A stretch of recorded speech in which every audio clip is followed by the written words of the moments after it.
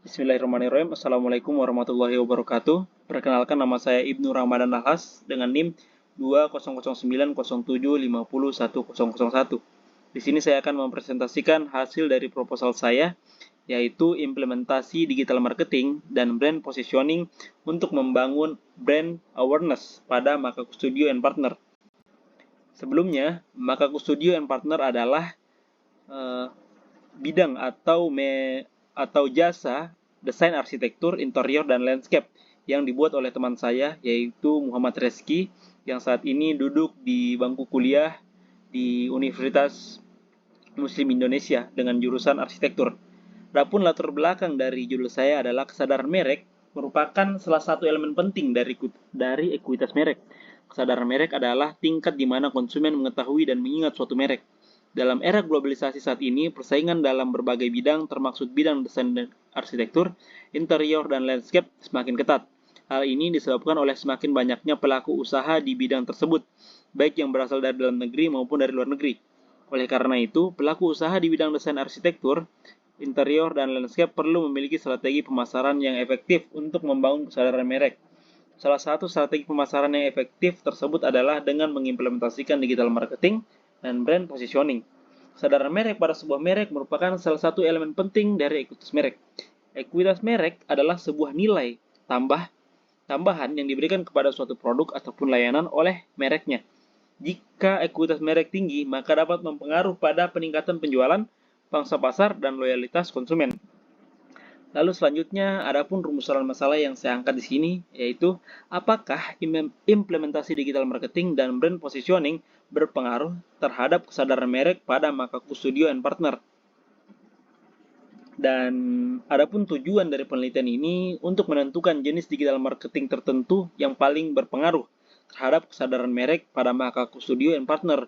Dan yang kedua, untuk menentukan jenis brand positioning yang paling berpengaruh terhadap kesadaran merek pada Makaku Studio and Partner. Dan selanjutnya, adapun manfaat dari penelitian ini, yang pertama ada manfaat teoritis. Manfaat teoritis ini, hasil dari penelitian ini diharapkan dapat memberikan pemahaman yang baik tentang bagaimana implementasi digital marketing dan brand positioning dapat mempengaruhi kesadaran merek.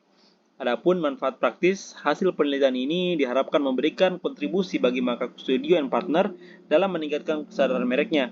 Hal ini dapat dilakukan dengan memberikan rekomendasi kepada Makaku Studio and Partner mengenai strategi digital marketing dan brand positioning yang efektif. Selanjutnya, adapun kerangka pikir di sini, yang pertama ada kesadaran merek.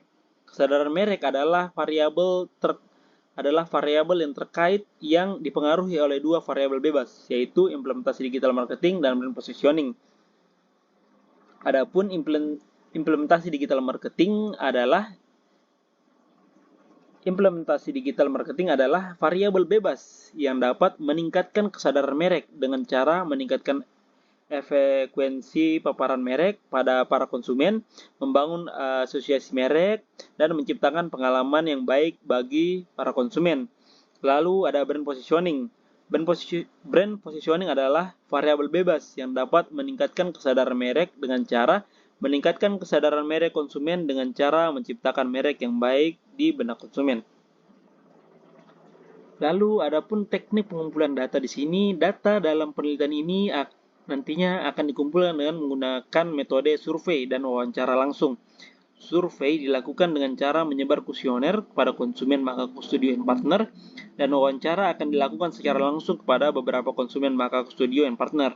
Kuesioner dan wawancara akan berisi beberapa pertanyaan tentang kesadaran merek, implementasi digital marketing, dan brand positioning Makaku Studio and Partner.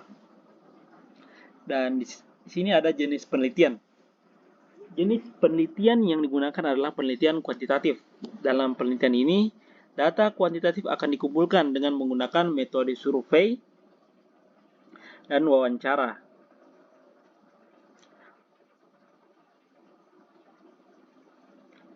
Adapun survei akan dilakukan dengan cara menyebar kuesioner, seperti yang dijelaskan sebelumnya. Lalu, data yang telah dikumpulkan selanjutnya akan dianalisis menggunakan metode statistika, deskriptif, dan inferensial. Statistika deskriptif digunakan untuk menggambarkan karakteristik data, sedangkan Statistika inferensial digunakan untuk menguji hipotesis.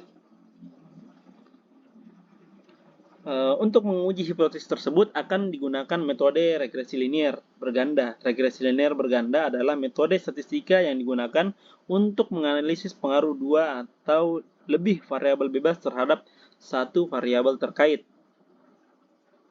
Dengan menggunakan metode kuantitatif, peneliti dapat menganalisis pengaruh implementasi digital marketing dan brand positioning terhadap kesadaran merek pada market studio and partner dengan secara lebih akurat.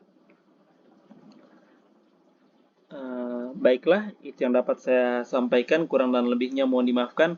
Wabillahi taufiq wal hidayah. Wassalamualaikum warahmatullahi wabarakatuh.